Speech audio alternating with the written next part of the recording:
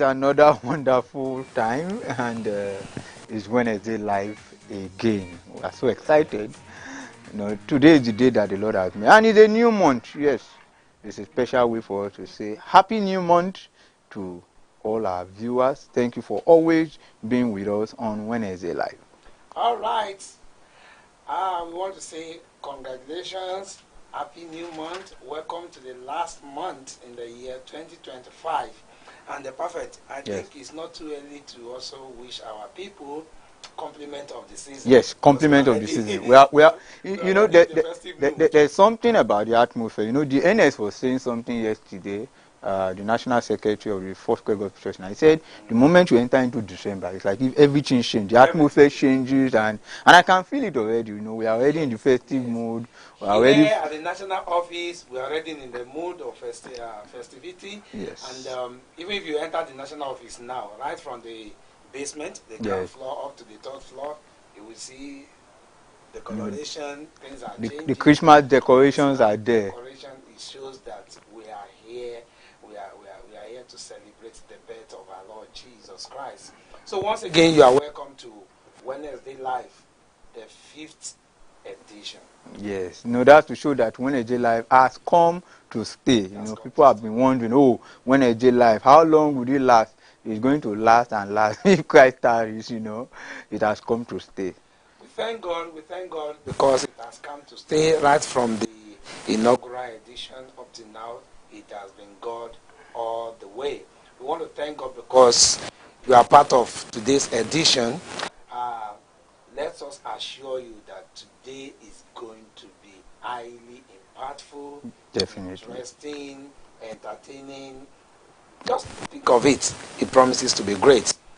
Perfect. In the last 1 week, a lot of things happened. Yes. Within our organization. So many activities. And, even in our nation, yes, a lot of things happen. So today we'll be bringing you up to speed about some of the activities that transpired within the last 1 week, right from our GEO's. Geo. It was like Geo was just, everywhere. In Ilorin. It was in Ilorin. And then interestingly, he planted, 3 of the Platinum Jubilee churches. That is awesome. We'll be bringing that up, in the news report later today. Yes, our daddy is a man of vision. Yes. We want to thank God because that vision is coming to materialization. Exactly. From Ilorin, he went to ADT. At least there are several places. He actually touched the grassroots. That's to show that our Geo is not just sitting down in the office. It's going to the interiors, going to places that you would have wondered, how come, And last week, he was still at Nasarawa State. Yes. And then now this week is in 2 weeks ago he was in Nasarawa State. Last week was in Ilorin, and then we don't know where it will be this week. It could be in your church, No problem. And also in our nation, a lot of things also happened in the past 1 week. We want to say that our hearts is with those families that were bereaved due to the insecurity in our nation. Just trust God, and we can only pray that God Almighty will intervene and God also give those families the fortitude to bear the loss and comfort them. As well. The insecurity level seems to just keep getting worse. But one thing we are assured of is that when it seems to be darkest, that is when God will show up. Someone was saying essentially that point in time when it is the darkest is just the moment before dawn. So meaning that we seem to be at the darkest point in our nation, Nigeria now, but we can be sure that God is going to show up for us. And we as Christians, we must rise up as light to shine at such a time as this. Yes. We trust God that there shall be light at the end of the tunnel. Yeah. That's like the popular saying. So today, by the grace of God, here on this program, we have all our line of items, just as usual. Immediately after this introduction, we will bring you the news update across the Foursquare family in Nigeria. Then after that, our guest, Yes. is in the studio, and today we'll be talking about something very germane, something that is very important and dear to us as an individual, as a family, as a nation. We'll be looking at the matters surrounding security. Very important. This is a festive period. Yes. We need to talk about this issue. Yeah, because people sometimes say that during festive period, December, end of the year, the level of kidnapping, increase. Even before we started talking about bandit, before Boko Haram and everything, a lot of people are always scared when it is festive period, armed robbery and things like that. That's why. There's this general belief that once you enter the month of Ember month, yes. There's something always I don't know where we got that from actually. No. So, but I know during the December period, there's always this peak of social vices and the violence is here and there. But I just trust God that God Almighty that has been protecting us right from January up till now will protect us and keep us to the end of the season in Jesus' name. Amen. So after that interview, don't forget that we still have our session of quote of the week. Yes. The question of the week is there. Don't go away. From the archive is there. Don't go away before we will be wrapping up later in the day. And it's important for you also to let you know that this is the right time for you to share the link, for you to tell somebody that Wednesday Live is live. And so it is time for them to join us. So share it across your church platforms, share it to your friend, put it on your status. Wednesday Live is live. Put the link where people can see it so that they can be a beneficiary of some of this information. Remember, we are talking about security. And somebody needs the important information we'll be sharing today. So because that person needs it, you need to share it so that they can be aware that Wednesday Live is up now. All right. Once again, you are welcome. Wednesday Live episode 5 is up. And just like Prophet said, please make sure that you tell somebody, send the link to somebody so that all of us we can be part of this together. And don't forget that you can also be part of the program. You can send in comments. Yes. You can ask questions. You can also contribute. You can share experience if need be so that we can know what is going on in your area, in the area of security. And we have our experts in the house who will do justice to whatever issues that were raised. So after this short break, we will come back and give you the news update. Don't go away.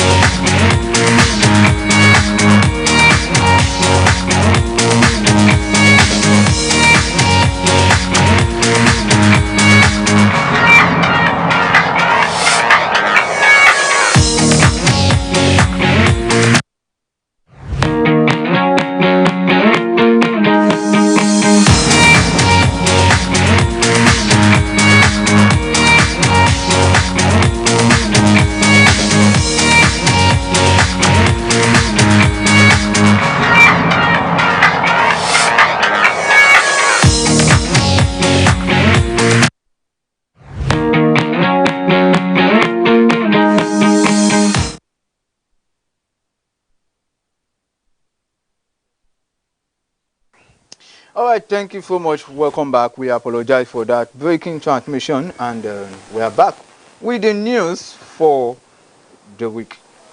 Last week, the General Overseer, Reverend Dr. Sam Aboyeji, was in Kwara State, where he dedicated 3 platinum churches at Oloru, Kambi, and ADD. His visit climaxed with the grand finale of the 16th Ilorin District Convention held Sunday, the 30th of November 2025. The convocation themed Rehoboth, the unstoppable settlement, taken from Genesis 26 verse 14 to 22, witnessed powerful ministration as the GO led the congregation in prophetic declaration. The Foursquare Gospel Church in Nigeria, New Okoba District, successfully held its second district convocation last week. The program was streamed live on our national YouTube page, Foursquare Nigeria. Representing the General Overseer at the program was the Director of Home Mission, Reverend Eri Obialo, who also performed the groundbreaking for the church building extension. The theme of the program was Season of Abundance from Leviticus 26, verse 3 to 13. Set the tone for the grand finale on Sunday, 30th November 2025. It is now over a month since the conclusion of the Platinum Jubilee Convention tagged completion and perfection. To appreciate God for a successful convention and to appreciate all the committee and other team members, the convention chairman, Reverend Akim Oguniyan, hosted a special Thanksgiving meeting at the Army Officers Mess, Victoria Island on Sunday, 30th November. The event doubled as his birthday celebration and also featured special prayers for the incoming 2026 convention chairman, Reverend Charles Fashola. The first edition of the Holy Spirit Reverend VJ for the new year 2026 we hold on Friday, 2nd January 2026 from 8 p.m. at the Foursquare International Conference Center, Orizumbari, Idimu, Lagos. It will be preceded by a pastoral nurture section for all pastors on January 1st, running from 10 p.m. to 2 a.m. The General Overseer and other national leaders will be ministering, and it has been declared a night of prophetic impartation. National Key Leaders Retreat. The National Key Leaders Retreat of the Foursquare Gospel Church in Nigeria begins next week, Tuesday 9th to Friday 12th December 2025 at Foursquare Camp, Ajebo. A program designed to host all key leaders and pastors praying together with the General Overseer as we thank God for a successful year ending and to receive a direction for the new year 2026. The program is themed Gratitude, the Attitude for Higher Altitude, and it promises to be a refreshing and strategic moment for all key leaders nationwide. This coming Sunday, the 7th of December 2025, a new Grand Assembly will be inaugurated at Ojota in Lagos, situated at 16 Biola Fadayomi Street, adjacent to the Total Filling Station behind Agofure Motors. This event will be officiated by the General Overseer and will mark the addition of the 28th Grand Assembly Church within the decade of swearing initiatives under the current leadership administration. Leading up to the inauguration are free skill acquisition, training, including catering, cinematography, business development, hair and wig making, printing, tech skills, and more.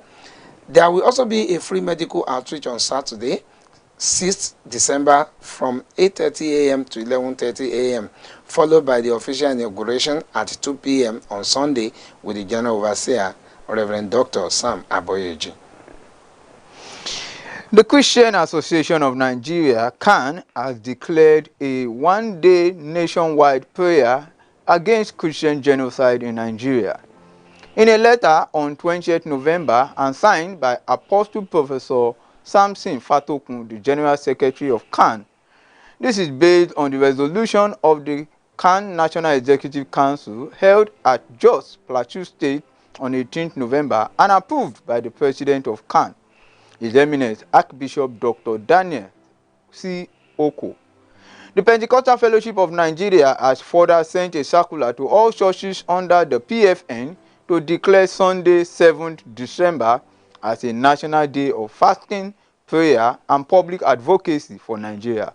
PFN Secretary Bishop David Bakare, in a letter, urged all PFN churches nationwide to participate, but advised churches in the northern region to avoid open rallies and instead focus on intercession against violence and persecution. The National Secretary of the Foursquare Gospel Church in Nigeria, Reverend Samson Alawode, has directed that this information be circulated across all Foursquare churches, and all Foursquare churches nationwide should mobilize worshippers in this exercise. And that's all the news we have for you today. Thank you for joining us. Once again, Happy New Month, and may God crown your year with His goodness. Have a blessed December. Have a blessed day. Yes, please don't go away. We still have other items of the program lined up after this break. Thank you.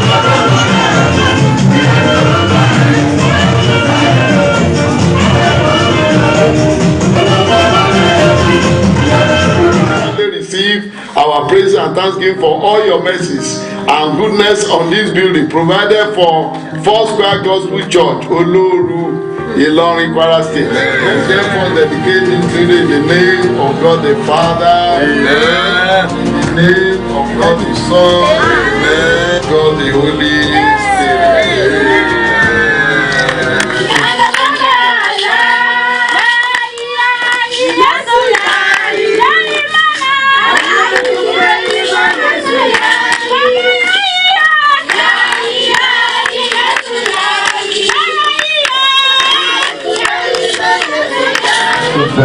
Lord, adoption We dedicated the first platinum jubilee last night.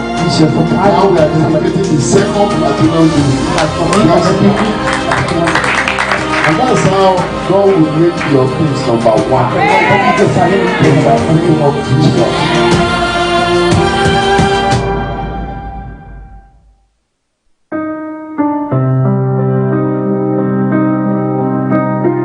we lay this foundation in the name of God the Father, Amen. And of the Son, Amen. And of the Holy Spirit. Amen. The foundation of this building shall be strong. Amen.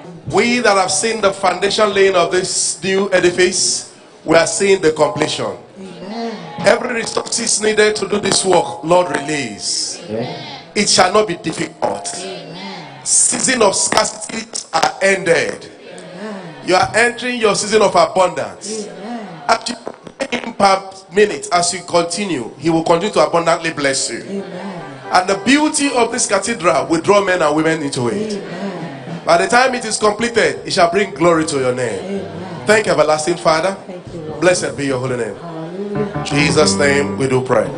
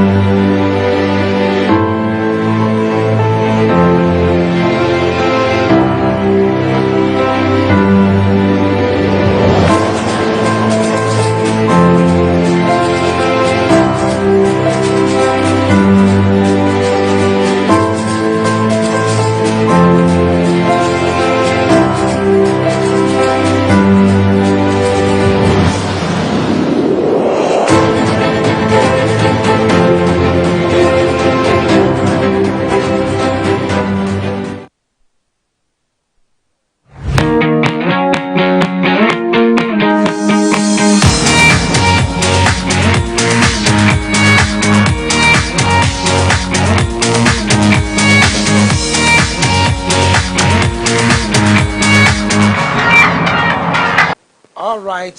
Thank you for staying with us. We want to appreciate you again for being part of this.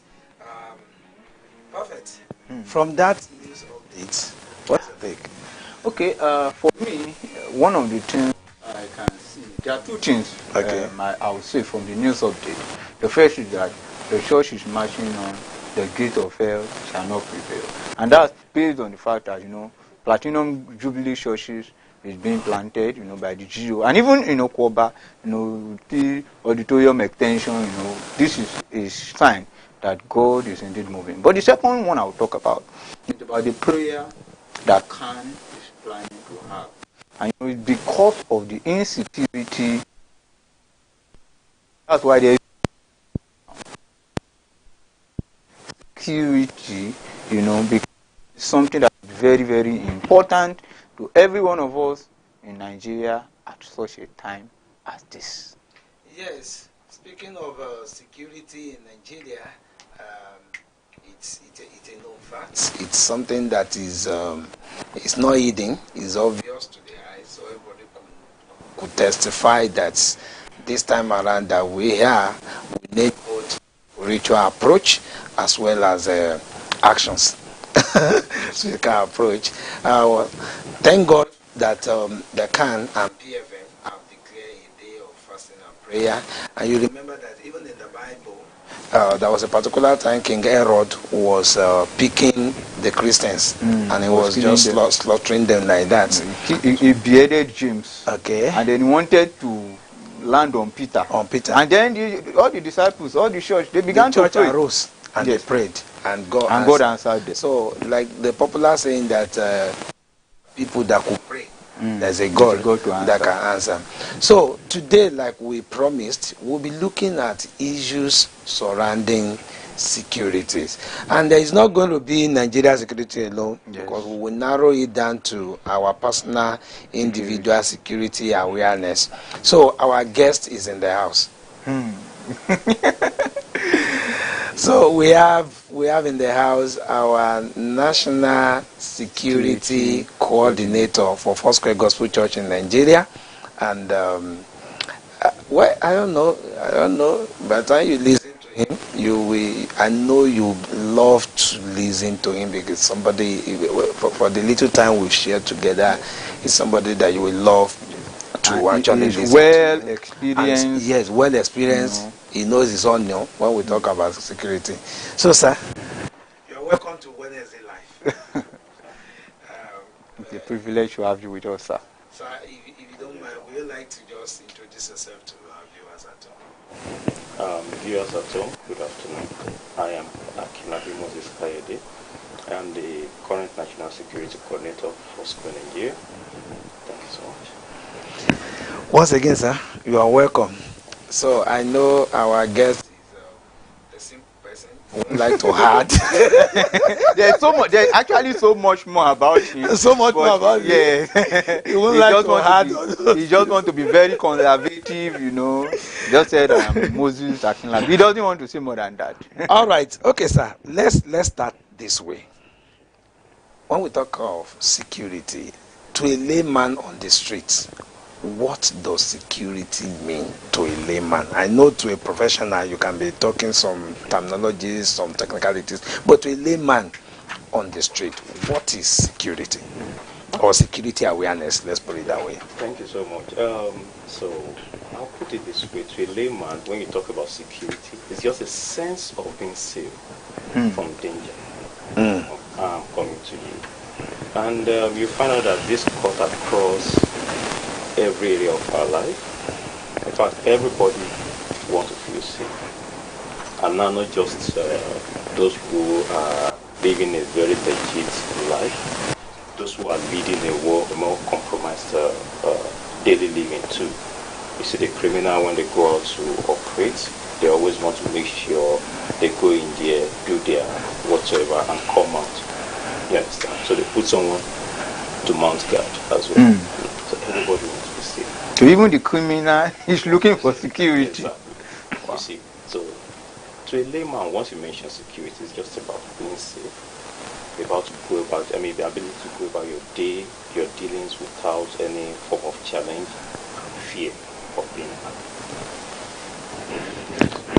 Okay, so let's talk about your role as the National Security Coordinator of Foursquare Gospel Church in Nigeria. What exactly does it entail?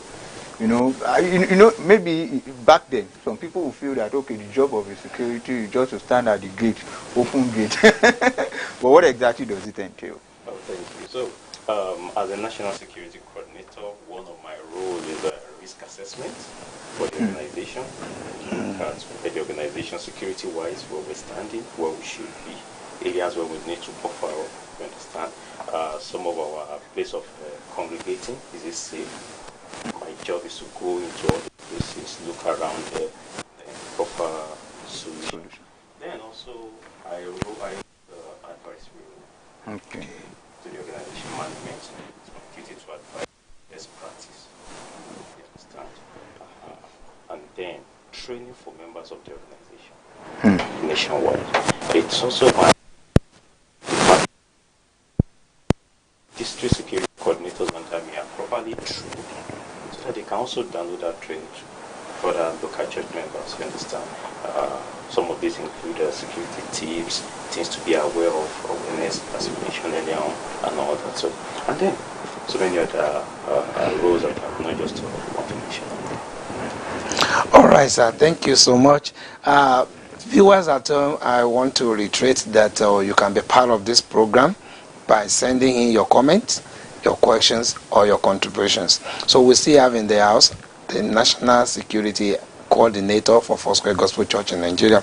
So, sir, I've wanted to ask, or let me say, I do wonder that why do we need to talk about the issue of security in the church? Since we can pray, God is our Savior, God is our ultimate protector, security. and there are a host of heavens, angels around us. Why do we need to be talking about the human angle of security? Okay, so it's not my job to preach. It's not my job to preach. But Okay. then, I'll take you to the Bible. Nehemiah, when he wanted to rebuild the wall of Jerusalem, All right. he did one thing first. He went to the authorities, to the king, you understand? Yeah. And then took permission.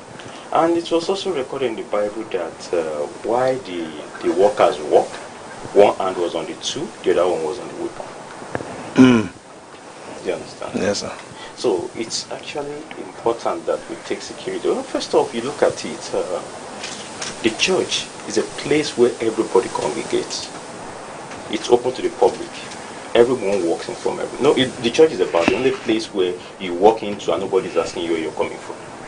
Nobody's asking you what's business here, because we are all children of God. You understand? Which also calls to mind the need to be very, very much security conscious. You understand? In the midst of all of these is where you find people who hide under the sake of coming to worship to do harm. I'd like to mention an incident that happened in that our just concluded convention, Nigeria. So we had some of these persons who were wandering aimlessly, and we picked them up actually. And while we were, interrogating and asking questions, we found out that some came with some of the pastors. Yes, they came as new converts. You understand?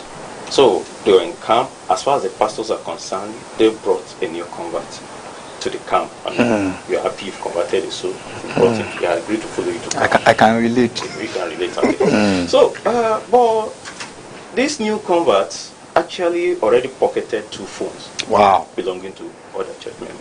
Wow. You understand? So by the time we turned his bag inside out, we now found a bottle of alcohol drink, a wrap of India M, then a small Quran, a talisman, and then 2 phones that were not belonging to him. So obviously he has an agenda. He has an agenda, but then the best cover is okay, you've preached to me, I've repented, let me follow you to church, because they know that the church gathering or the church gathering ground is a place for them to harvest. In fact, one other person we caught there. So the last convention we usually hold our vigil on the Friday night, right? Yeah. So but this time around we did not do that, and that really threw them off balance.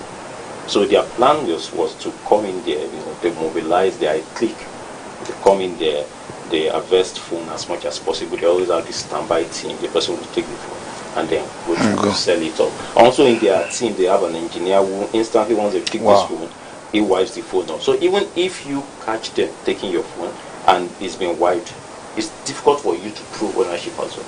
Yeah. You understand? So, so it's a complete team syndicate. That's the way they move about. So they use the cover of saying they're coming to church to worship and all of that to perpetrate their heinous crime. So it's important that worshippers begin to pay attention when you're in church. It is not everyone that sits next to you that's actually a problem. You only know, you are only sure of yourself. You understand this? Wow, interesting. Okay, I'll just read one or two comments here on the timeline. Each from Oluwakemi Ageloye. She's saying a happy new month to us, and Marvin Ezekiel is also saying a good afternoon to us. And then we have this coming from Femi Wetunde saying happy new month. Then we have Jola Yemi Olayinka Peter saying my boss Colonel M.A. Akinlabi 100% salute, sir. So someone is saluting you online. We also have Olatunde Olawale. It's a corner. Yes. So that. Okay. I wasn't the one that mentioned it. know, yes, it's someone on the timeline that mentioned it. No, so Olatunde Olawale is saying, my Oga at the top, God bless you, sir. Okay, so I would love to ask this. Now, you've given an instance of convention. Now, there are some small churches. Imagine a church of, let's say, about 50 to 100 members, or even less. Now, what security measure does a small church like that need to put in place? Considering the fact that maybe they may not have the facility to be able to get, they might not even have somebody necessarily that is in charge of security. So what are some of those basic things that a small church need to have in place to ensure that, because these same things we are talking about, harvesting phones, it happens, in fact it might even happen more in some of those small churches. So how can they maintain a good security and vigilance? Okay, thank you about that. You see, the difference between what happened in 2023 in Owo, the church massacre, and what happened at Kwara State, Eruku. Yes, is that what happened in Owo, there was nobody, no video for us to actually see what had transpired. The Eruku one was that there was a camera that was doing live transmission, and then if the attackers actually had an idea of what that tripod was all about, that would be the first thing they take out.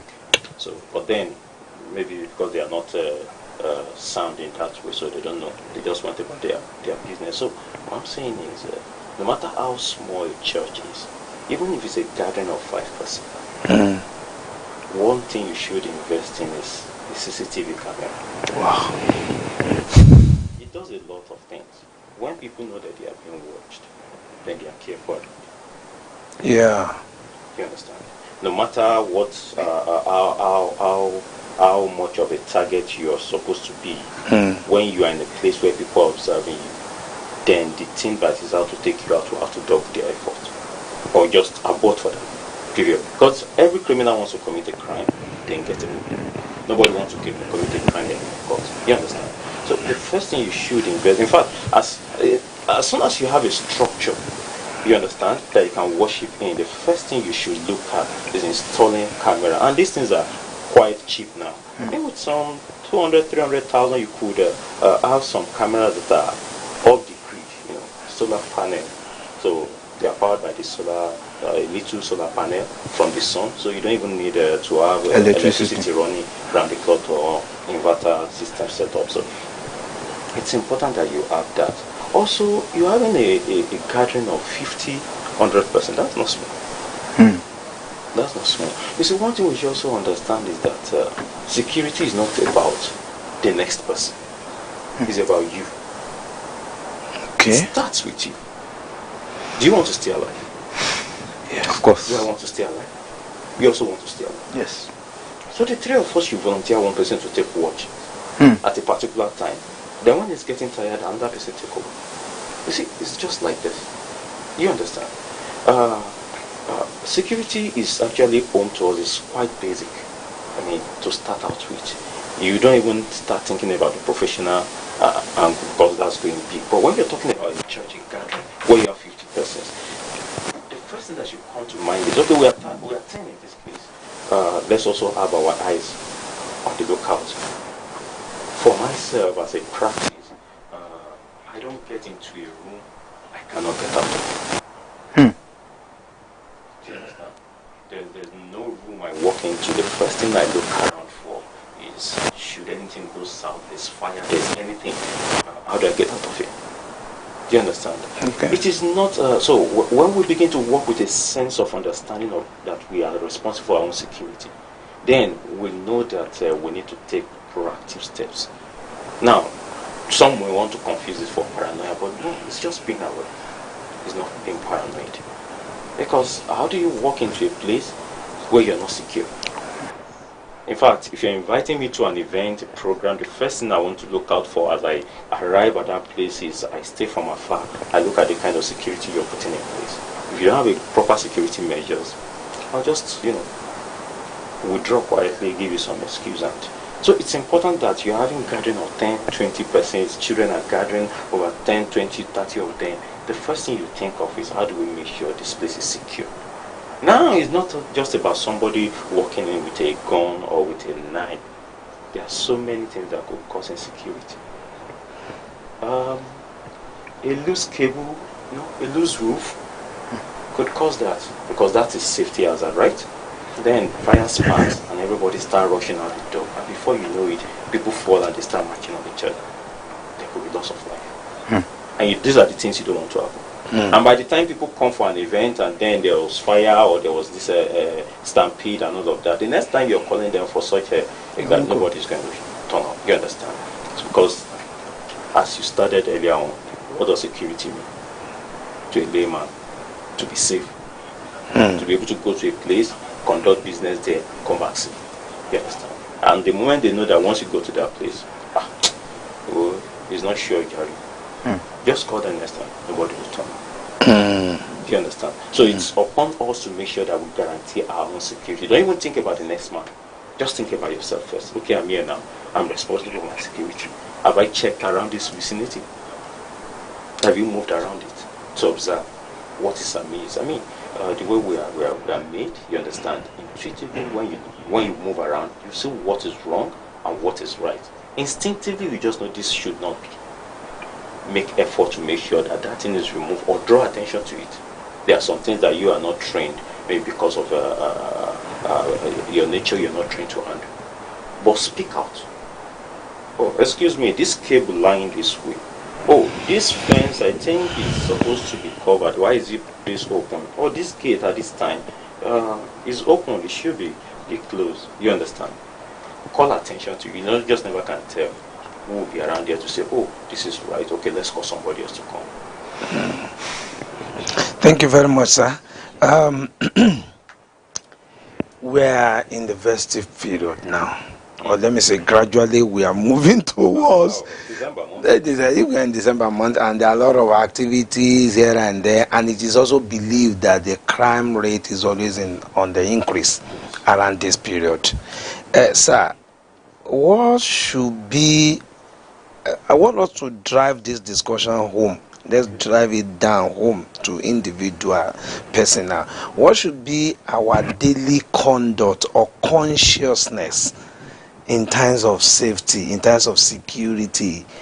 We know a lot of things are happening in our nation, but sir, I want you to hold that thought. We'll come back after this short break. Thank you.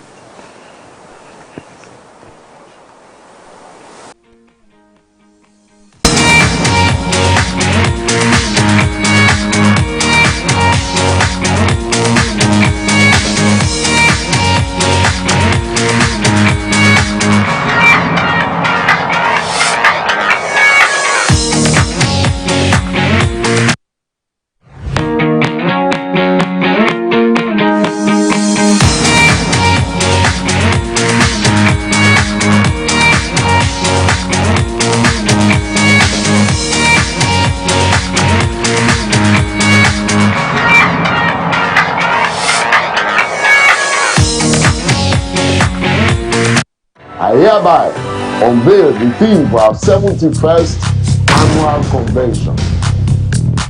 And the theme is breaking new grounds.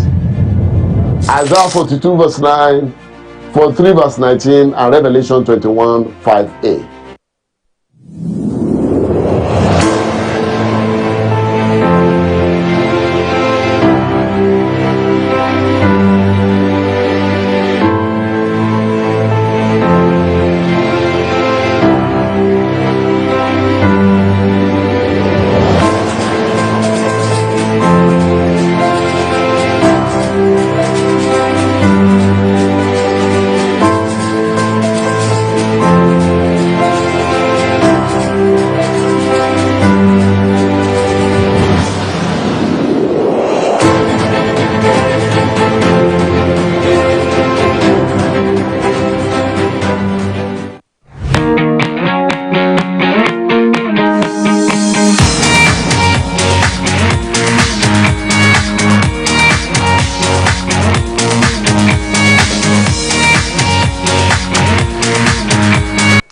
All right.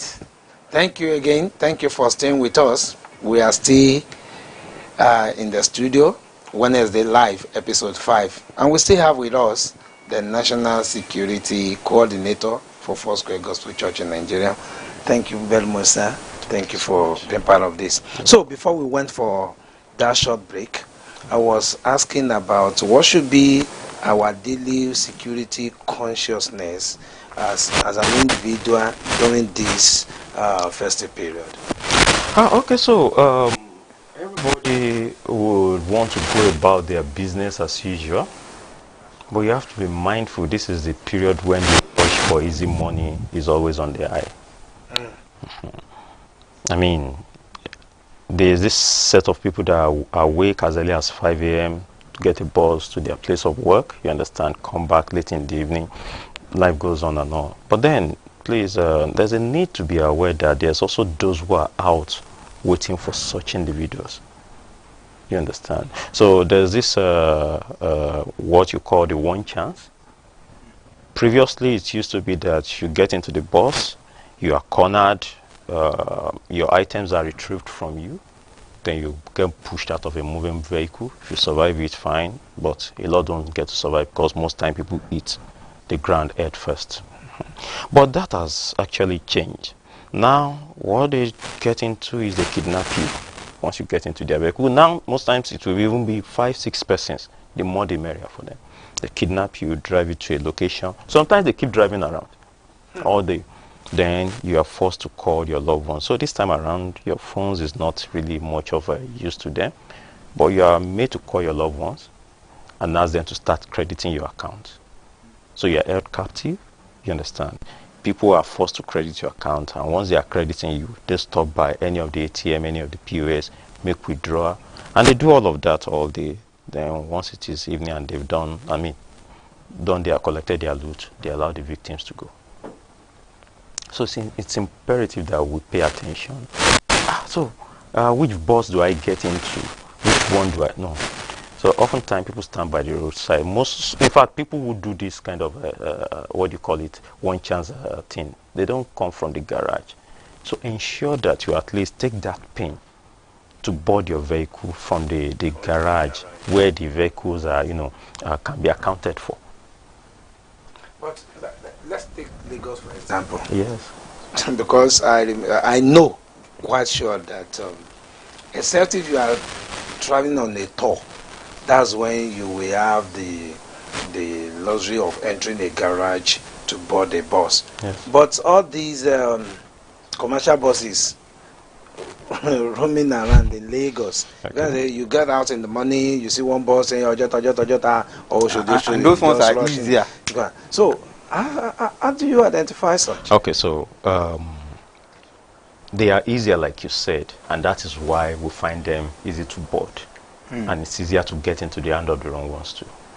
For every unit, in fact, the commercial transport sector even though it might not seem I don't want to use the word sophisticated, but they are actually organized in their own way. You understand? You have the Oshodi Park, you have the Ojota Park, you have the Ikeja. Once you drop at a beggar, ask anyone you're going to Ikeja, they will point the park to you. Just right beside it, you have the Ogba. Beside that, you have the one going to Oregun. Do you understand? But then, the pain to walk from where we're standing to where any of this bus park is sometimes they're just about 3-5 minutes away. But we don't want to do that. We want, even the tricycles and the what do you call them, the minibuses, they all are, because they have to pay a toll every day. The man collecting that toll don't want to miss out on that. So you must come to the park. If you don't have their sticker or whatever they issue, you're not operating on the road that day. So yes, they always have that. We see it to be very complex. See, the day you know that they actually organize it, the day you lose an item in any of those buses that you bought from a park, you understand? And then you go back to that park and say, at so time, I bought this bus, or I bought a bus from here, and they are headed to Ikeja, and I lost an item. They'll tell you, wait. You don't even have to know the vehicle plate number. They'll just ask you what time. Once you're able to tell, they know the vehicle that loaded at what time. Do you understand? That's how organized they are. So why it seems like a complex maze to us, the citizens, those who are tasked with the responsibility of collecting tolls from them, know how to get them. So it's just about making sure that you do it the right way. I mean, I know from wherever we're standing, even for the tricycle, you understand, for example, I had to go from Excellence Hotel to an area in Ogba Axis. There's this junction there at Excellence Hotel. They have their park. You bought from there. Just tell any of them this is where you're going to. They'll tell you once you get to this other park, you drop. Do you understand? And it goes on like that. The day my vehicle was dented by a tricycle, I was just on a road. I pulled over, looked back and said, okay, this guy must come from a park. It was just his plate number. And then I made a return trip, asked of the nearest tricycle park, and I mentioned to them, they say, okay, it's from here, wait, his Omoibo is coming. Do you understand? So every route is organized that way, you get. So we should, but then, you know, it could be an inconvenience to have to trek to a park before I bought a vehicle, and this is how we get into the wrong guys. I understand it could be inconveniencing, but then you won't just want to do the right thing to be safe. That's what. So people should be aware of that. And there's those who will call every other time you get that call, and they just snatch my phone. They took my phone 2 days ago. They took my phone yesterday night, and all of that. These days, you hardly hear of people going into the house to rob again, because the valuables are always with us this time around. You see, your account number, your account app, and all of that is there. So people have to just pay attention. Also online, there's that one that is going to come. So let me share this experience. It was close to a time like this. I had this client who just called me. Actually, I was sleeping on that day when the call came through. I took it and said, so a particular airline was announcing purchase a ticket for your trip in February. So if you purchase now, it's cheaper. You know, like half the price, but you stock up against February. So she said, do you think I should buy these tickets that I just got this, I think, a mail. So got the mail in the name of an address that seemed like that of the airline. So I said, they send you a mail. Well, go ahead. So from clicking on the mail, that took her to a Facebook page. From there was a WhatsApp number attached. And then the chat started.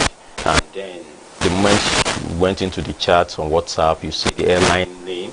You understand? Everything is bolding. And then there's the blue tick, which people now know that's a sign of authentication. You understand? But those blue ticks can actually get fabricated too. Wow. So you just need to know how to distinguish which is original. So then the chat went on, and then the person at the other end was like, okay, you just need to pay this amount. Once you pay this amount, I'll give you your booking ticket, booking ID and all of that. You know, there was all those grammars, and then they send an account number that was also in the name of that airline. That's sophisticated. That's sophisticated. Okay, so payment was made. And then after the payment was made, waiting for confirmation and all of that, I said, I think there was an account account error from the accounting department. We cannot match up your name with this, so you have to send another extra 20K once it's done. So these things are taken in beats and beats and beats like that, and then before you know, the person had parted with, I think, about 150,000 naira. Jesus Christ. So when the whole thing went down, then I was being called again and sent screenshot and all of that. I'm like, let me see the conversation. No. So I had to look at it. What's going on? Okay, so send the link to me, the email that started the whole thing. So when it was sent to me, now I probe. So there's a place where you can actually click when you're sent a mail, the link, you understand, of the sender. When you click further on it, it now reveals the true identity of where that mail originated from, you understand? So I can put anything, but then whatever I put on will be masking the true identity. So it was when I now opened that, I said, oh, okay, so this is actually fake. Somebody just scammed you, you understand? And then I began to look at it, and then I saw that, okay, even the WhatsApp thing was actually pre-registered as a business WhatsApp, you understand? And then, well, the bank account, let me see the bank account you were made to pay into. Okay, so, yeah, the bank account is like, you say, for example, 4.com, you understand? It's the name of the brand. But you, when you're registering yours, you say 4.com. You know, they throw this out, but not very much persons will notice the difference in that. So, and that's how sophisticated these guys are. So people have to be very careful. There will be promotional links sent to you for you to stock up on something, buy now, it's cheaper and all of that. Make sure you verify, double check. It's your money. Once it's gone out of your pocket, you have no control over it. No matter how little. A scammer, a thief doesn't run at a loss. They're always profiteering. The only time they don't run at a loss is when you don't fall victim. You understand? So people have to be very much at awareness. And then you have our youngsters who will be on TikTok this time. There's one, what do you call it, to win? Special prize. Click on this link. It takes you to this one, and like that. Those things are called phishing links most of the times. Most of the times is to get your detail, and then the little money you have in your account get taken away from you. And the one that is actually very sensitive, you know, is one thing you click on. I mean, you clicking on a link, and your money get taken away. You can still make peace with that. I mean, you blame yourself, you grumble, you move on. But where your identity is compromised, Wow. yeah. So, see, phishing link is a designer link. You understand? I could design a phishing link that I want to send to you just so that it can harvest all your contact, all the contact you have stored on your phone. And once I have that, I'm done. I could also design it to say anything that is stored with bank, a keyword, you understand? And once it sees those ones, those are the ones it's going to send to me back. You understand? So, and then if my objective is to use your identity to commit a crime, I mean, that's what I do for a living, right? And I need to always keep masking myself, create a buffer. So those are some of the things that happen when they said police arrested somebody. Say, but this guy is clean. He doesn't do anything. I mean, you could vouch for this guy and all of that. It's important that if you don't know how those things went down, you just keep quiet and stay out of such issues until it's explained to you. Even the individual himself might not know what he has done wrong. You understand? Somebody may have compromised the information. I mean, somewhere use it to commit something and then just go away with. But then you can't blame the police because they just have to do doing their job. And they don't work on sentiment, they work with facts. The evidence that's available. I just to cut you short, sir.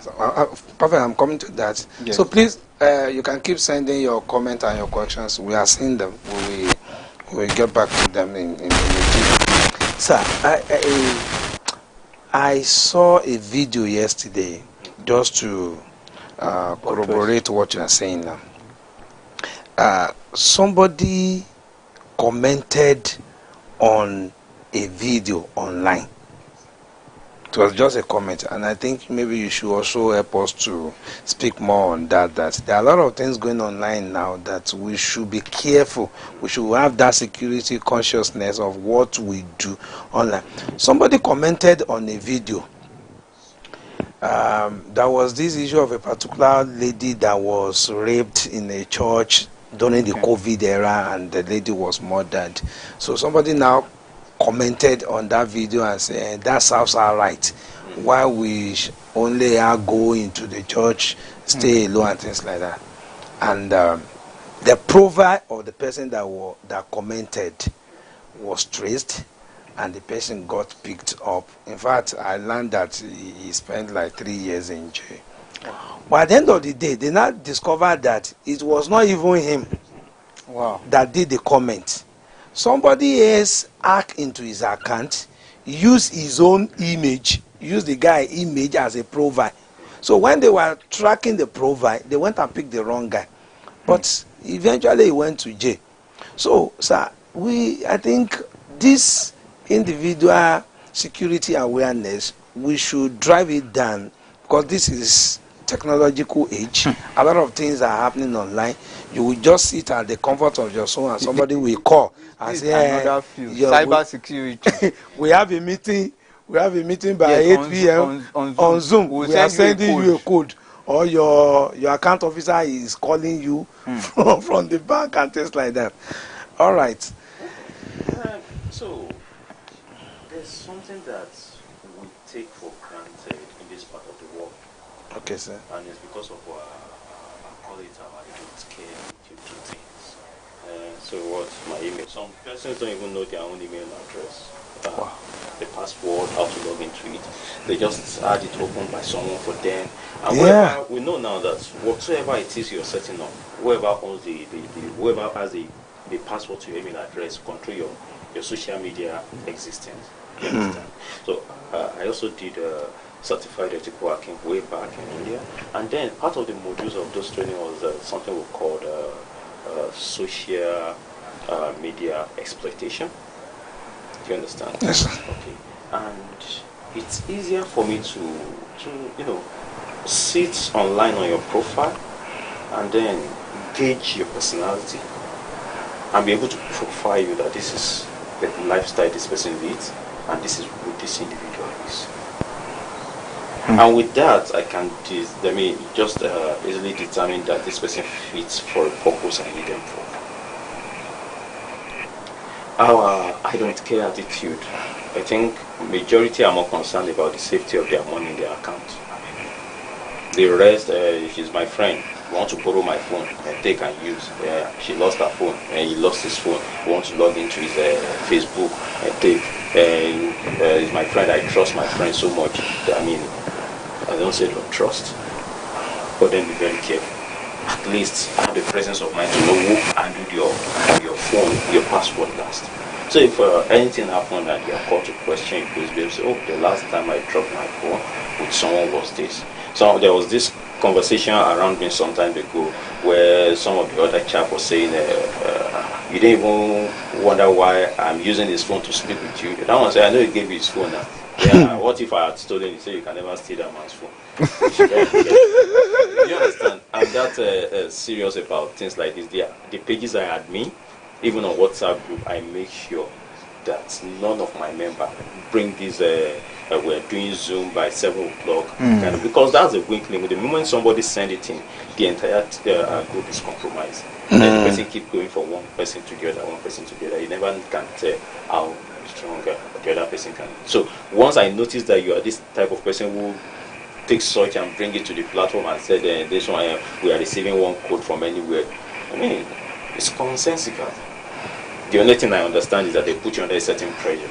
I've experienced it, and I still do experience it, where they tell you, okay, right now, call it to me. But if I'm the one sending something to you, do I need you to call it back to me? I mean, I'm giving you something, and I'm asking you to tell it back to me. It doesn't make any sense. Do you understand? But we are not always conscious of these things. Why our mind is fixed on our money in the account, and then some other things that we don't get. But then you see this image identity, identity theft thing is actually real. There was this thing going around in, I think that was 2016, 2017. Some of the telecom service provider were selling a branded phone, where if you purchase that phone, you understand, every month you get about 10 gig of data. You understand? Every month just send a code, they send you 10 gig as a promotional, you are being very generous and all that. But then, people found a way to use a very tiny app of about 32 megabytes. You understand? To to mess around with such one. So you have a phone that is still fresh in the casing, still in the market, not so. All the person need to do was go by your store, take a picture of the IMEI on the pack. I mean, before you buy a phone, you look at the IMEI, right? Because that's the identity of the phone. Yeah. That's the everything about the phone. You understand? And then the person just take a picture of that, then go home, sit down, and tweak the IMEI of that new phone into his own phone. Wow. What that one is meaning is that Mr. Isaac's personality has now been moved to Pastor Perfect's identity. Wow. You understand? In the virtual world. So every call I make out will be Mr. Diverted. Perfect. Wow. You understand? Your own image, your own identity, everything about you has been shelved aside. You get? So every call I make, a ransom call, whatever kind of call, what kind of text messages, anything I get engaged in, is as if that phone is still in the pack, right there in the market, yet to be sold. In fact, the person might not sell it in another 2-3 months.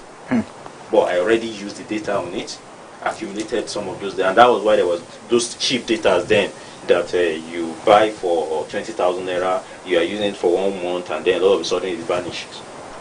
Do you understand? Because after some time the ISP system now realize that this Something is wrong. Because once you are done tweaking that image, I mean the phone image, and then you taking all those data in, you have to return that IMEI back to its original owner. You understand? By tweaking in if not, your phone will bring out a different identity. So there's a way you play around this thing, and to think that the app you needed to do all of these things is actually just about 32 megabytes, very light. You understand? So people need to be very conscious and then careful about these things, because anyone, people come around you, suddenly they are friendly. They like your style, they like your clothes. You understand? Yes, sir. I like your hair. Brazilian? Oh, it's nice. How much? This. Oh, I like you. And then, just a good fellow. They're around you. The next day they are calling you up. Let's hang out. And then suddenly they are your football team member. You understand? Arsenal. This one. Then they are somebody just came into your life from nowhere and became part of you. 1 week and you people are like you've known each other for some months. And then you're already sharing the experience. I work here. This is what we do. My boss. Oh God, that guy. This one, that one. You have to be careful. You never can tell what their mission is. Wow. Okay, we'll just read some of the comments here. We have too many comments, and then we also have some questions here. We have this one from Akinyele Vincent is saying, "Boss, where Sabi is work." So that's a compliment to you. And then Daniel Ayobami is saying, "We must all be security conscious, even in the church." And then Azan Mohammed is saying, "Boss, good afternoon to you and to the whole house." Now we have a question from Femi Wetunde, but we are going to take that question after we go on this break. But I'm going to just mention the question briefly so that you can prepare for it. It's saying, is Nigeria winning the war against banditry? Why is their response slow to attack by the military against banditry? We are going to take that question when we come back.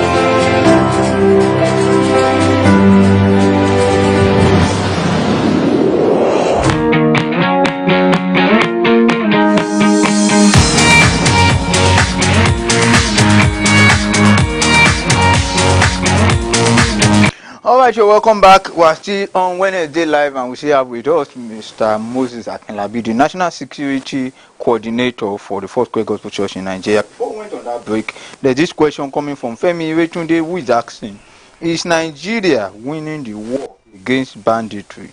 Why is there a slow response to attack by the military against banditry? Oh, okay, so this is something I'll answer from a bit of a professional perspective. Are we winning the war against banditry? Oh yes. There are men who are out there day and night who are not even sleeping. Do you understand? If not, it would have escalated which way more than this. There are men who are still somewhere, the places where whoever has this question cannot even imagine exist. In the rain, in the scorching sun, and they are not stopping. Do you understand? Intelligence gathering is always going on and on. Yeah, it's normal for the citizens to gauge it as being slow.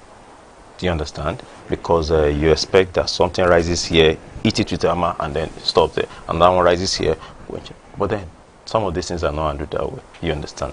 But let's leave this for the professionals. I can confidently tell you that, yes, people are working day and night to make sure that we are safe in this country. That's for sure. Okay, we also have this one from Scores by Kayo. We say some of our churches are being burgled and musical instruments and gadgets are being carted away. What should be done to prevent such? And is it possible to recover such gadgets? I'm particularly interested in that aspect of recovery. Perfect. Before I guess we answered that question, an incident happened that I heard of. Yes. A keyboard was stolen in Abuja. And I don't know how it got to Lagos in Arena. And another church went and bought it. Wow. And they were doing the dedication. Wow. Before it was traced to that particular church. They were doing Thanksgiving that we now have a new keyboard. So, sir, how can this be prevented, sir? Oh, okay. You see, this scenario you ran, I think this happened June, July this year. Okay. Yes. So, if you are saying how can it be prevented, you mean the theft or the embarrassment to the church? Because let's do both. I think we should look at both. Because okay. As a church, if we have those gadgets, how can we prevent it from being stolen? And even in case of eventuality, what are the security measures to also get those things recovered? Okay. So, in 2023, I remember visiting some of the churches around Ibadan, because I was just concerned about the security state of things in the church. And then there was this pastor that said, look at me, this is my church, they just burgled it again, the third time this year. If I recall, that period was around October. I said that was the third time that church was burgled that year.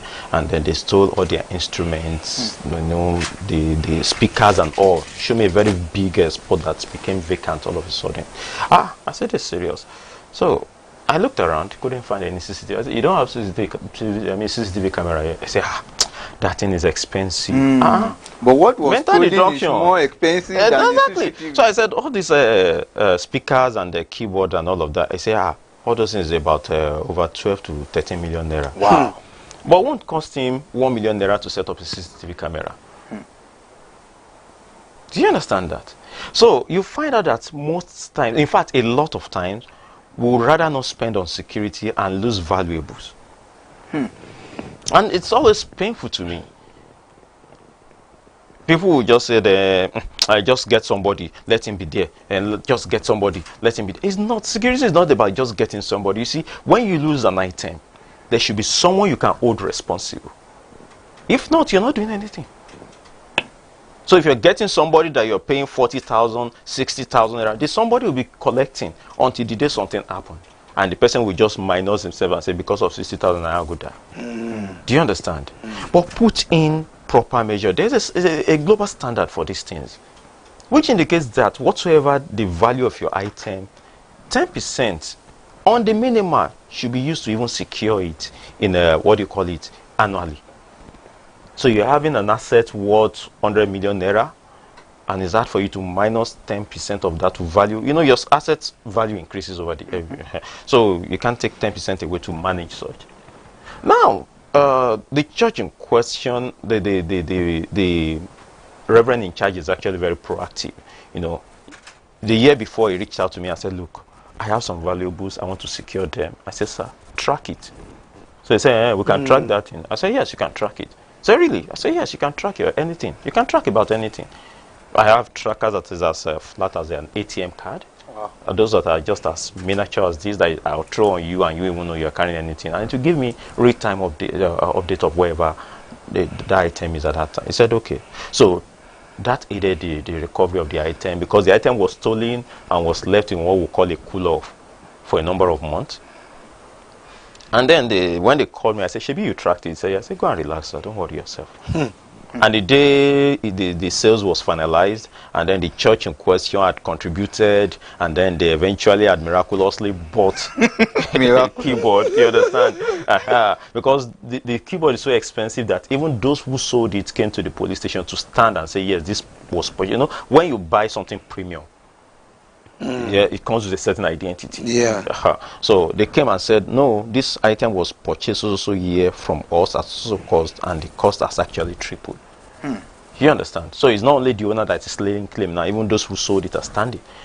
So when that happened, and you know, eventually the church just had to, because they dedicated the keyboard this Sunday. In fact, the day they were dedicating it, we had people in the church to identify that this keyboard is actually the one that is being looked for. You understand? And then the next Sunday there's no keyboard to play again. So to stay away with, I mean, save yourself for such embarrassment, because imagine you are the pastor, you have contributed, I mean, collected money from members to, you say you've purchased this, right? And then all of a sudden the following Sunday, after just one Sunday, there's nothing to play again.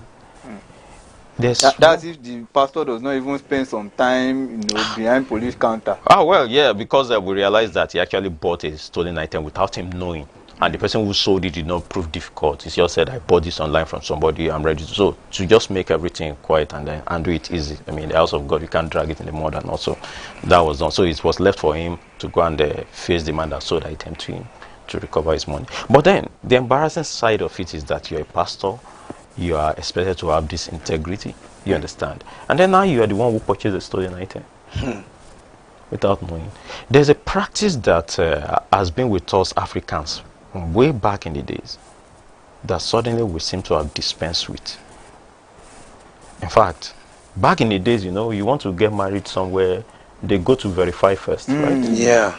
Who the daughter, exactly, exactly, what kind of thing runs in their blood, in their family, what reputation do they have. That is background check. This thing doesn't cost an arm and a leg. Dedicate a member of your team. Go, that land we want to purchase, go and find out.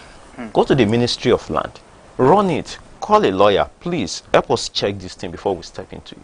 But you find out that so many would have stepped into that situation first, pay money, and they've lost money. Then issues start arising, and then they start running out of scatter. So I mean, you're purchasing an item of such premium value, and you did not take your time to find out, to make findings about these things. There's something called juxtaposing prices as well. Just check 3 other places. Do due diligence, just so, I mean, for you to be so sure of what you're stepping into before you step into it. That way you're saving yourself a lot of. Imagine that had been a stolen vehicle that has to do with the loss of life. The man will never get out of that issue. Imagine even that item purchased, if the seller had no store at the arena, and then it's just somebody who sold to them and then move on with life. You know, that pastor who made that purchase will be in trouble. So some of these little things that seem not to count are things we should be very careful when we're taking decisions. Okay. Nothing stop you from doing due diligence. You know him. Yes, I know this man. He's my friend. Make your due diligence. If you buy an item from me, no matter how close we are, I'll still ask you to come around. Do your due diligence. Verify. You're saving me tons of headache too. So we should be careful of buying used items, so to say. And if you are buying anything at all, buy from a registered store. A reputable organization. Yes. Okay. This gift from Abuja. So good afternoon. My question is this: can kidnapping be stopped in Nigeria? If yes, what are the ways to stop or reduce kidnapping in Nigeria? We like to. Oh, okay. You want me to respond to that? Okay. Yeah. So, yeah. You see, these are crimes that has come and then they are being now. We need regulations to make sure that these things are frowned seriously at. You understand? Yes, sir. We need regulations to because when people do things and the consequences are not much, then everybody starts flowing into it. I mean, then the consequences. But when it carry heavy penalties, do you understand? You find out that nobody wants to go there. Nobody wants to go close to it. There are crimes that at the mention of you being associated with receiving a ransom, with helping, even making a call alone carries death sentences. So you're always careful. When somebody say they want to send money to your account, you ask again, what is that money for? In fact, sometimes you just say, no, I don't want to. Because you're looking at the person standing before you who wasn't worth 2 million naira yesterday, and all of a sudden is telling you to help him receive 20 million naira. You understand? Because you know what the consequences will be eventually if it happens to be fund from kidnapping. So yes, these things with a good, what do you call it, legislation in place, all of these things can be stopped. Can be reduced, yes. Thank you. Okay, we also have this one saying, Foursquare Communication, I say well done to you. My question is, what is the update on Foursquare TV on free to air? So it's obvious that these people, they are enjoying our program and they want it on free to air. Well, the leadership of Foursquare would look into that and they will be able to help us out with that. I think that is the only response we can give to that. But in the meantime, yes, Foursquare keep watching Wednesday Live. Wednesday Live Yes, on YouTube. You know, at least every Wednesday, 12 noon, Wednesday Live is there for you on YouTube and on our Facebook platform. You can definitely get to see what is happening on Wednesday Live. All right. Okay, so I think we should also look at this important question, which is that how can churches engage with local law enforcement and vigilante group for improved security coordination? Would you recommend that churches, churches are the spiritual body, and then there are the local vigilante, local security? Should there be any interaction between churches and people like that? Of course, there's a need for collaboration. You see, saying the church is this, the church is that, highly spiritual and all of that, if we actually understand what the church is, you know that the church is the anchor of the society. Do you understand? Yes, sir. That is the umbrella which, after all of us have moved about, will come together under. Because whether you like it or not, we all have respect to a certain being that we pray to. Now, the tongue at which whoever prays their prayer differs. Do you understand? Yes, sir. But we all know that we have to pray to a supreme being. Do you understand now? So, no matter how spiritual or how holy or religious we want to look at it, there's that need for the church and the local authorities, not even just the vigilantes alone now.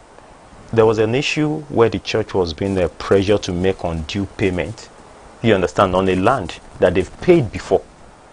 Then the one section of the family collected the money and then went away. Then another section of the family took their land to court and pressured the church to pay. In fact, they went, it was a 3 or 4 plots, and then they started fencing, and you see they brought masquerade to pressure the church, the pastor, into making payments, into even going to borrow money from bank with huge interest just to pay them. And you find out that the man, the Bale, who is behind all of these, come to them and name drop the name of the DPO of that area. So when this issue got to me, I said, okay, no problem. So I went down to that place, met with the pastors, and then we spoke, and he explained in total to me, showed me documents and everything. And I said, put the Bali on the phone with me. So they called him, I spoke with him, and then I introduced myself to him. And I said, I'd like for us to meet at the DPO's office. He said, why the DPO's office? He said, because the man is tasked with the protection of life and property. I mean, that's the job of the police. So let's go there so that we can have this discussion one-on-one. I need to understand your business too. He said, okay, no problem. Then he dropped the call. So 1 hour later, I was already on my way. We called and said, sir, where are you now? Because when I spoke with him, he said he was on his way to zone 2. So he said, where can I meet you now? I said, meet me. I thought you said you were in zone 2. He said, no, I can turn back. Where can I meet you? Well, where's your office? I said, my office is at Yaba. He said, let me come. I said, no, don't come there. don't come to my office. I need for us to meet at the office of the DPO. They said, okay, no problem. Later in the evening, he called again. When do you want us to meet at the DPO? So I said, tomorrow by 9. You live in the area, so it's easier for you. I have to drive into town from. He said, okay. Then I woke up in the morning to a missed call and a text message. One from one justice in Ibadan. And when I called the other line, it's also another justice. And they were saying, there's this ballet that you said you had an issue with. I said, I don't have an issue with any ballet. Said, but then he called, he gave me your number. I said, okay, I understand what you're saying, but how may I be of help? He said, you see, we are his handler.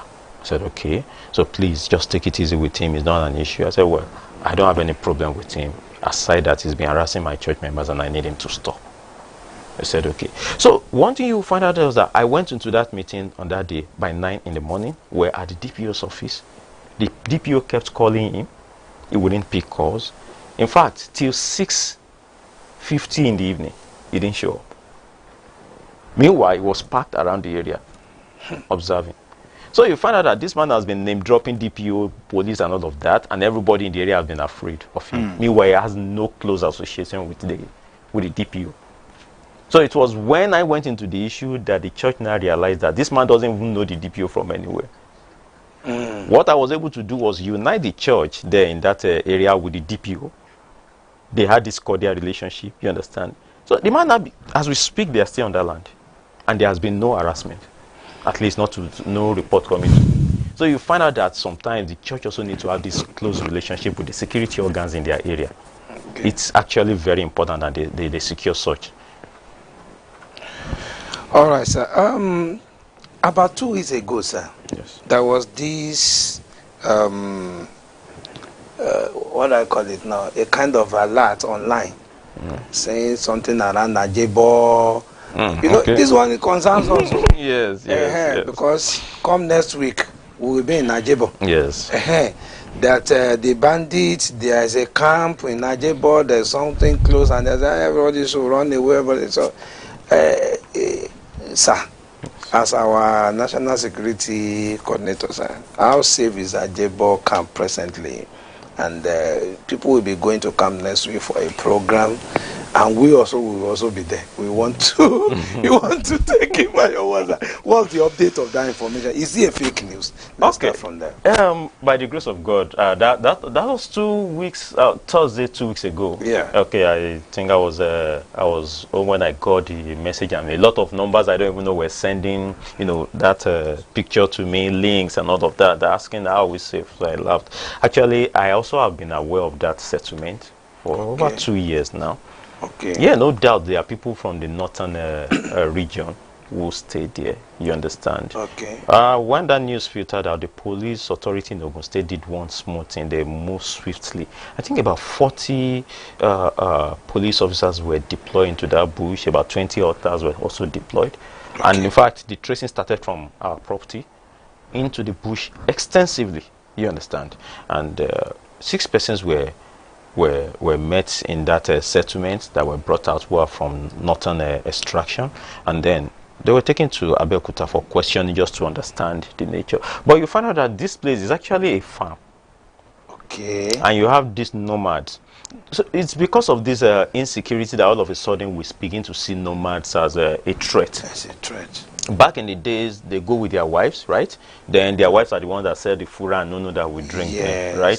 So, and then the cows and all that, they stay among us. We see their cow passing as children. We play around them and all. But because of this security, everyone's antenna is now at alert. When you see them as a symbol of insecurity, which it shouldn't be. So, a number of persons were removed from that place, and then they were ask what they do there.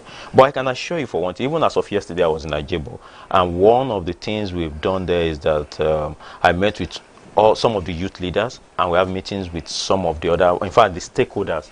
Because last week there was this meeting called at the police HQ in Abeokuta there, no, at Owode Egba, that comprises both us and other major stakeholders in the area, and then they gave an update and then asked what needs to be done. The Amotekun are also on top of the case. They are working with us. So all of us are working closely to make sure that we secure that environment. You understand? Like they always said, the bang bog big. So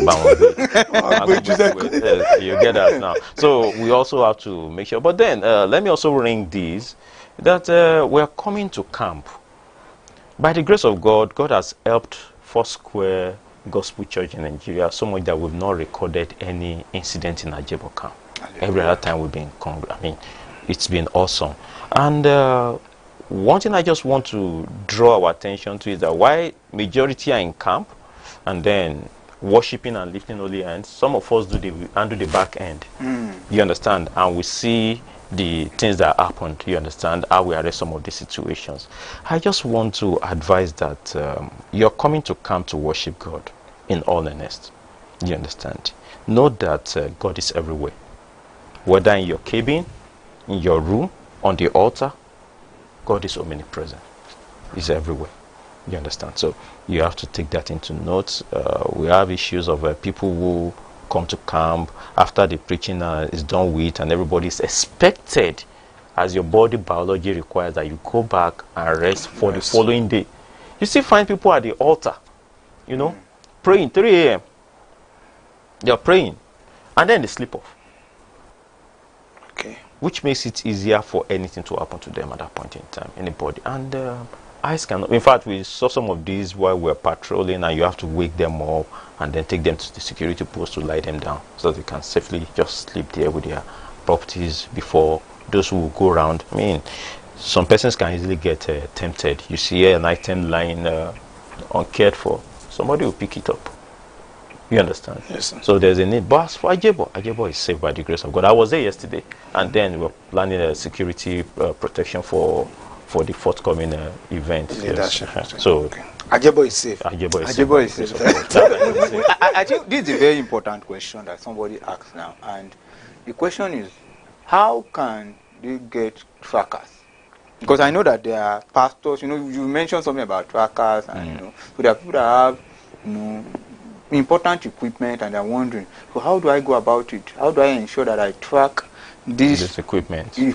Oh, okay. Well, tracker it's a basic technology that is out there. Oh well, it's out there. I don't just want to be marketing myself. Okay, maybe if the person is willing to pay us on Wednesday live, okay, the market for okay, so there's that one too. Okay, but then it's a basic equipment, it's a basic surveillance equipment that is out there. It's been out for a long time now. It's just that it gets improved on even.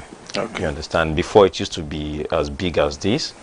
You understand, like your phone. Then gradually they modify, and then you can have one even some as pendants that you have in you that you can just tap on something and to just be there running on battery for a month, then you recharge it again and all of that. So if they have that concern, maybe they can reach out to you guys or whoever, or the National Security Council Department. We have an admin there. They can reach out to that person. You will tell them the best way to go about it as well. Okay, sir. Just a quick one. What's the structure like? Because I'm hearing National Security Council of it. Is it that there's a structure down the line, the district level? Is there somebody that we can quickly reach out to at the local level that the person can now reach to you in case of anything within the organization? Oh, thank you for that. Yes. Okay. As the National Security Coordinator, it is my job to also create this structure so that whatsoever happens at the national trickle all the way down to every member of the organization, even at the local churches. All right, sir. You understand? As of present, we have about 41 district security coordinator. You understand? That are appointed by the district overseers. Yes, okay. Okay, so you as a district overseer is saying, this is the person I find very fit to represent my district because I find them trustworthy, I find them reliable. You understand? I also look at the individual and say, okay, can this person represent my interest at the district level? You get? So they are there like that. And then their job at the district level is to make sure that whatsoever training I disseminate to them, they take it in, pass it down, digest it, and pass it down to the zonal level. So they are also expected to select representative at the zonal level. You understand? Yes. And those ones further down like that. So that's it. And then at the national level where I operate from, we have the admin, and then we have the man who handles the operation, the day-to-day operation. You understand? I can't do all of this alone. Then we have the secretary, and that's it for now. All right. Perfect. Do we have any? It keeps getting interesting, even though a our lot. time is fast spent. Our time But is I fast think I'll just read a few other comments. As this person is saying, as a church, what are the? I'll just take 2 or 3 questions together. We At can a lump time, them yeah, together. yeah, sure. So, as a church, what are the security measures to put in place to ensure our lives and property are secure? This coming from Azam Mohammed. I think you've mentioned so much along that line, except if there are more you want to drop. What is your advice on risk assessment and cost of loss in prevention of theft of church instruments? This from Debbie Princess. And then this other one says, why is security underrated in church organizations? How can you encourage the leadership to invest in it? This is coming from Moses and Muta. I think this is a very, very valid question. Oh, wow. So why is security underrated in church organizations, and how can you encourage the leadership to invest in it? That question is actually valid. I take it from the Moses Amuta's Yes. question, you understand. There was a time I had to deal with a particular committee where the man just felt like security is not to just give them a plate of rice and 2,000. Oh my God. It messes up my head a lot. It messes up my head a lot. Like, I mean, is that what your life is worth? There was this other one where they had an event planned, and the expected turnout was about 1,500. And then the chairman of that event would tell me, just get us 2 or 3 police. I said, no, I don't do such, please. I won't be a party to it. So what people don't understand is when you say just get me 1 or 2 police, and I said, okay, 1 or 2 police are here. Cost it. If you are having a crowd of 100 alone, even a crowd of 50, can 1 policeman handle 25%? I mean, it's not every issue that has to do with firing of arms. You understand? Yes, sir. There are ones where you need to just, be able to take you away from that arm without endangering himself too. The man has to go back home. So you are congregating over 1,500%. You are telling me. So my question to that person was, wait, so this is your 1,500 expected turnout. This is how much you value their life. So you mark millions for food, for drink, for venue, for what you call it, designs and all of that, sound, lighting. I mean, why don't you say 2 or 3 liters of diesel for the event? So now you look at all of this. So it's important that people begin to look and take security important at every gathering. Yes, because maybe because of where we are, I know if we go to some places like that of Kwara or thereabout, or Ekiti and the rest of them, and you talk about security, nobody will tell you, get me 1 or 2. Nobody will tell you as much as possible. Exactly. You understand? To feel safe. In fact, people would not want to walk from 1 meter or 2-3 meters and not see a security person standing. You get? But because we've not experienced such, I mean, they will just come and sit down and take our money. But it's not so. The presence alone is a deterrent. The presence of security in a place of gathering is deterrent alone. That it's not every criminal that is bold enough, no matter what they are carrying. You see, observe something whenever there's a chase between criminals and the police bar. No matter how much of firepower they are carrying, no matter how criminally minded, no matter how crazy they look, they are still always doing what? Running from the police. Is that not it? Yes, sir. They are putting so much effort to make sure they stay hidden. If they are that bold, why don't they come, stand and say, okay, here we are, let's do it now. Do you understand? A criminal will always run. So when you see the presence of policemen seated or standing and all of that, it's alone, that presence alone does something. You're driving on the road, a vehicle is coming and you two are struggling for the same lane. Then the moment somebody wind down and then raise his hand at you and you saw that this person is in uniform, what do? You brake instantly. Because at that point, you behave yourself, you comport, and then just say, carry your wallet and go. Do you understand? So, but then I say, bring me 1 or 2%. I mean, it gets to me. Now, somebody asked about did Debbie ask about something? Advice on risk assessment and cost of loss in prevention of theft of church instrument. Oh, so this is something we don't even do as a practice. Most of us don't do it. So you purchase an equipment, a laptop for the media, and then the speakers, the sound systems, and all of that is costing you 25 million naira. And you look at the number of months or years it takes to pull all of that funds together, and then you purchase it and keep it there. And then someday somebody just walk in and move out with all those things, all those equipment, 25 million naira gone. Mind you, with the rate of things how we deal with in this country, inflation, all of that, that price may have tripled. Sure. You understand? Yes, sir. So now you're no longer looking for an item worth 25, you're looking for something in the neighborhood of 50 million, thereabouts. The psychological trauma you go through, that one is alone, because it's wanting to lose an item. The fact that, this thing was taken away from me. You understand? That one is also there every other time you flash back. But then, we don't know how to gauge all of these things. What we just do is, okay, so we now start looking for it. But when you are told to come and, for example, insure all of those items for 1 million naira, I say, no, nothing will happen. These people just want to take my money. These people just want to, how do you know that nothing will happen?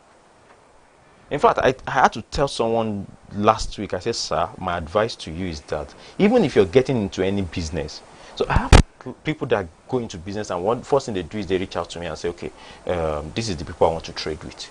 You understand? I need you to help me vet this business first. Do you get? Yes. You should have a security fund for your investment as well. So you have 75 million naira, and somebody promise you a juicy contract and say, these are the documents, sign it, this one, and all of that, and you're doing it, and everything ticks the right box, and okay. And then you dump your 75 million naira there, and then the person goes, wouldn't you rather pay 5 million naira to secure your 75? At least you still have 70 left. But because you now look at it, why should he charge more to help me check? So it's important that you cost your asset. And within you, put out something to put a security around it. It's actually very important.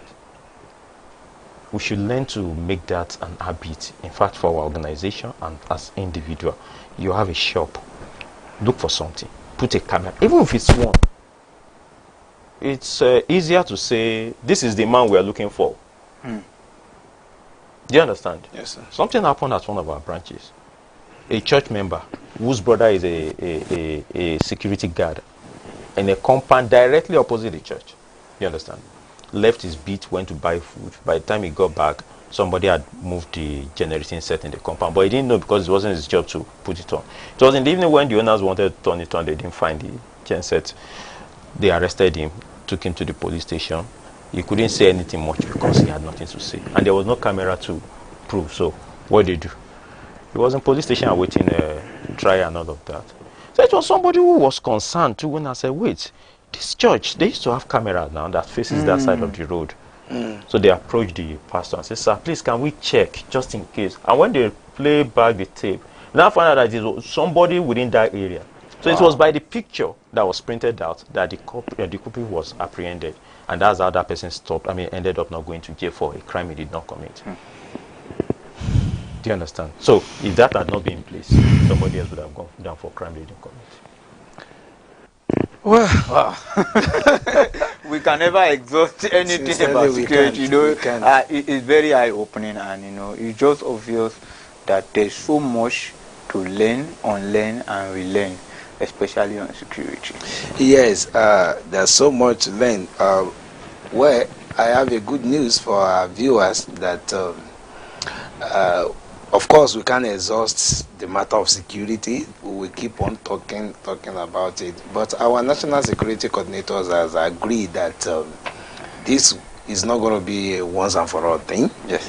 That will be coming online to give us security tips. Yes. At least maybe once or twice in a month we agree on that. But we can assure you that there's still room to learn more and also to reach out to him if you want to do. So, sir, our time is fast spent, and we would like to wrap up this discussion this way. In case of emergency, Yes. so after this question, just help us wrap up your thoughts on the everything we have discussed. So in case of emergency, what should be the first action of an individual? Let me just put it that way. Okay. Maybe in case of theft, robbery, or banditry, emergency, anything emergency, sir. What should be the first call of action?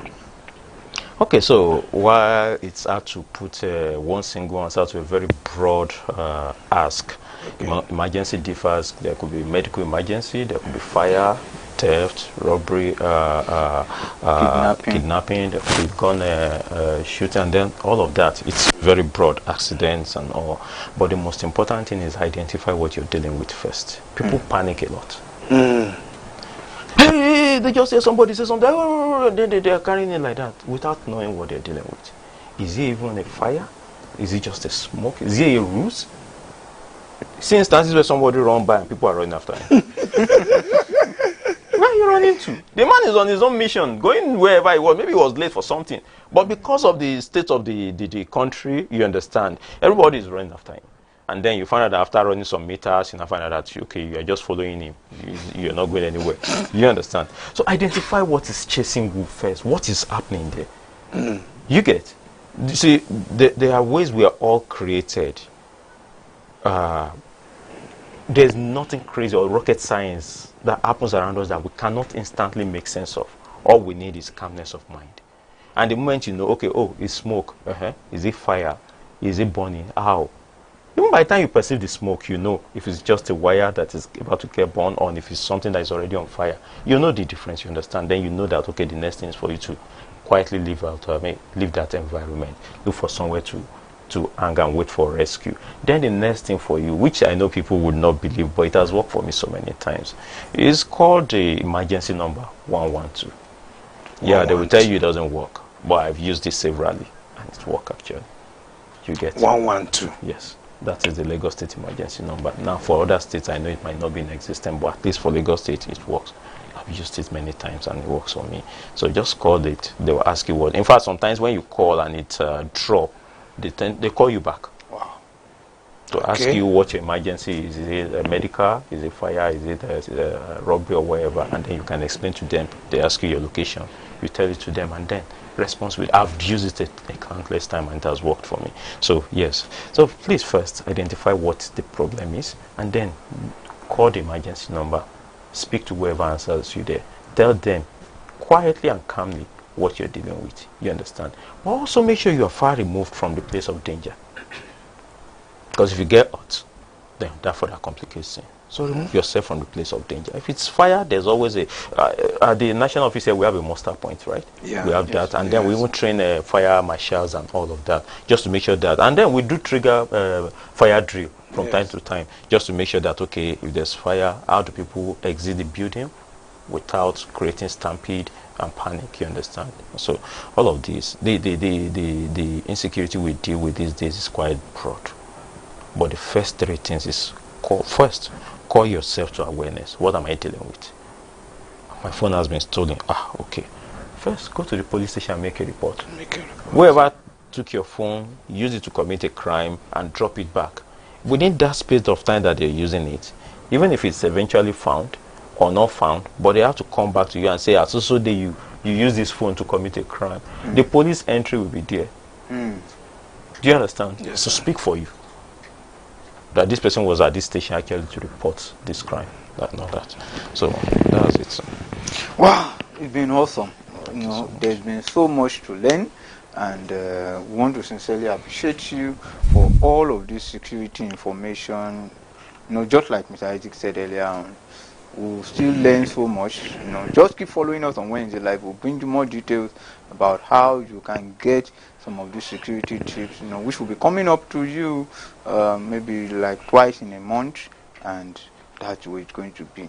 So on behalf of all of us in Foursquare Communications, we want to say, on behalf of our chairman and the leadership, we want to say thank you so much for honoring our invitation, and we look forward to bringing you back to come and still do something like this, and I hope that when we call you again, you will definitely oblige us. Oh, sure. Thank you so much for having me too. I appreciate the time and everything.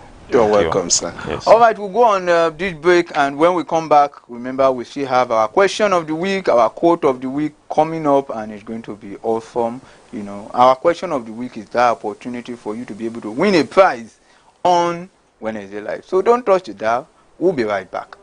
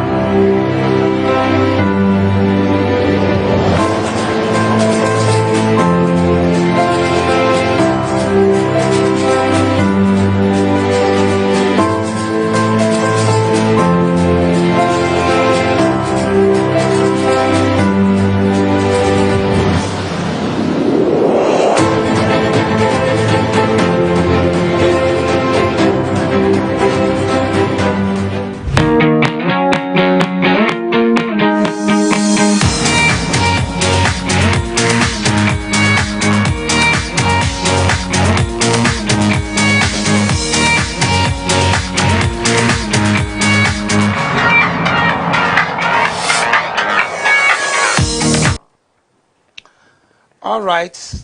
Thank you for staying with us. We are still here on Wednesday Live, episode 5. We want to thank God for that particular section. That was very, very high, inspiring, eye-opener. And I think with that, all of us, we will be able to behave ourselves, be conscious of how we live our life daily.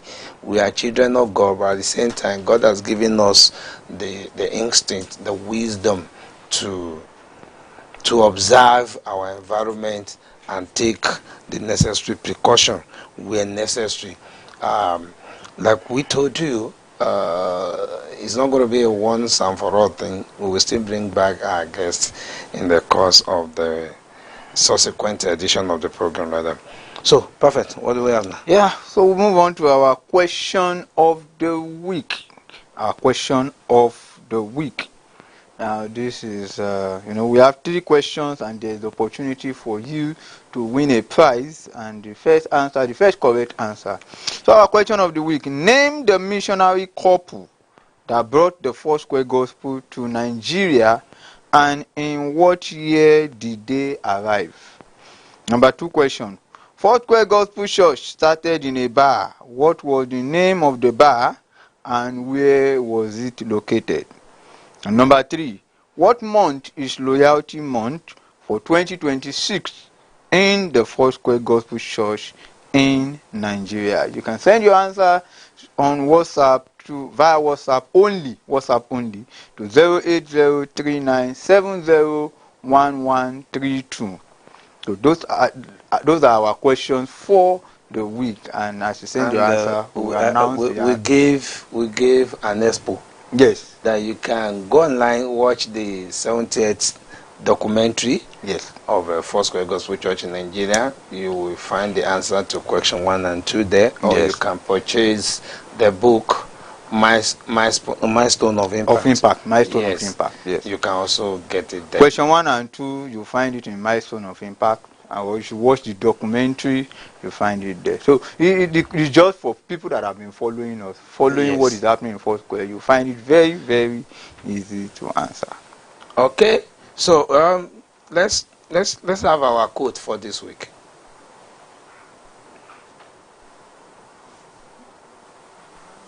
The hand of God. They've not allowed God to move. They've not allowed God to do what He wants to do because of lack of faith. In Mark chapter 6, the people around Jesus, they said, is this not the carpenter? Is his father and his mother not with us? Are his brothers and sisters not among us? And the Bible says, because of that kind of comments, Jesus could not do many mighty works. He healed only a few folks. Anywhere there's unbelief, you incapacitate the power of God. Anywhere there's unbelief, you incapacitate the power of God. Where there is unbelief, you incapacitate the power of God. Anywhere there is unbelief, you incapacitate the power of God. Meaning that God is all powerful. Yes. But then you can use your own faith, your own lack of faith, to incapacitate the power of God. It means that the power is there. Yes. But it requires your faith to activate it into the fullness. And that's why, most of the time Jesus Christ will say, be it unto you according to your faith. All right, so that's the quote of the week. I just believe that as we go ahead in the course of the week, the Lord will give us that undoubting faith to actually activate His power in all the areas of our lives. In Jesus' name. Amen. So please, before we wrap up, we would like to say again that this program, you can place adverts. Yes. Actually, you can place adverts. You can let us know if any of your products that you want the public to be aware of, or any programs, might be your church program, your unit program, or even be your personal product. We would like to products or services, of course. And you can also do shout out, at a token. You want to do a shout out to wish somebody a happy married life, happy birthday, or district convocation, at a token, can reach out to us. And the Foursquare communication team, we are also available to offer services. If you have a birthday, funeral ceremony, church convocation, anything, you need our equipment, you need our team to handle it for you. You want to do live streaming of any of those events at a very, very affordable rate, you can reach out onto us. So, concerning the event for this week, yes, event of the week. On Sunday, by the grace of God, our daddy, the General Overseer, Reverend Dr. Sam Aboyeji, will be live at Ojota Grand Assembly, yes, for the inauguration of the 28th Grand Assembly. Wow. So he's still counting, number 20, yes. Grand Assembly. And presently there's skill acquisition training ongoing. There will be free medical service on Saturday. Yes. Just then everything will be wrapped up on Sunday at the dedication of that Grand Assembly. So Foursquare communication team will be there and we will bring you the updates come next week. Then Key leaders retreat coming up Tuesday. Next week Tuesday. The leaders will gather with our daddy, General Overseer, at our Jabo camp, yes, for prayers. So all of us, we should also join them in prayers. It's a key leaders retreat. So those people that are supposed to be there, they know. But all of us as members of the church, we just need to pray for them and join them in prayer that there shall be an open heaven. Amen. And the Lord will reach out unto all our leaders to give us the direction as we enter into the new year. Any other thing? Okay, so that is that, and we want to say to you that especially as this festive season is coming, please stay safe. Please stay safe. Especially for people that will be traveling, outside their local environment. This is the time when a lot of people want to travel to the village. They want to go long distance traveling. Yes, it's okay if you want to travel, but please make sure you stay safe. All the security information that have been shared with you, don't take it for granted. Make sure you practice all of those things. Yes, that is the word. Stay safe. Next week, Wednesday, we'll be reaching you live from Ajebo Studio. Ajebo Studio. So it's going to be awesome. It's going to be awesome. And there's something Foursquare Communication we are cooking for the Christmas and festive period. We will let you know come next week. So, by the grace of God, we thank God for today. That's our package for the 5th edition of Wednesday Live. We want to thank God for all our viewers, both online and on site. We appreciate you. We appreciate our guests also. And we appreciate our chairman, Reverend Paul Olaguju, the vice chairman, Madam Funke Oga, and all the members of the board. We appreciate you. We appreciate all our team in the wonderful house. People in the studio with us, behind the scene, making sure it's working fine. Yeah, we have Amos Emmanuel, we have Olarugun, Olabisi Bamdele, we have Kayode, like the boy. Yes, we have David Smart, and we have Adex. Yes, Adex Production. So that's our lineup for Foursquare Communication. I remained one of your hosts. Let me put it that way, Isaac Yemi Afolahan. And I am Olawale Perfect, and it's been an awesome time today on Wednesday Live. Till we come, same time next week for another episode of Wednesday Live. We're saying God bless you. God bless you. Stay blessed. Bye.